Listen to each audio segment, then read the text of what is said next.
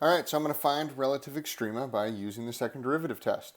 So first thing I want to do is I want to take the first derivative, so it's the first one, times the derivative of the second one,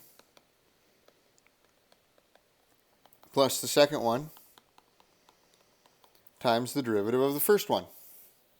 And so on this, I'm going to factor out a x plus 1 to the negative 1/2.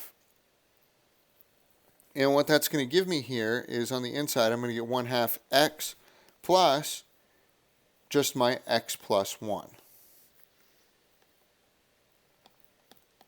So if I rewrite this, y prime is equal to 1/2 x. Well, if I add in another x, that becomes 3/2 x plus 1 over x plus 1 to the 1/2.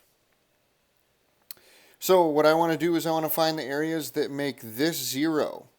So I'm going to look at the top and the bottom, and on the top I'm going to go ahead and I'm going to say 3/2 x plus 1 is equal to 0. So I'm going to subtract 1 from both sides, so 3/2 x is equal to a negative 1, or x is equal to a negative 2/3. Now, I could look at negative 1 in here, but I know that negative 1 is the end of this range. So negative 1 would cause an issue there, which is what we want to have happen, because it could be 0 or undefined. But right here, I can't put in anything smaller than a negative 1. So that's on the very end, so I know it can't be a relative extrema in that sense.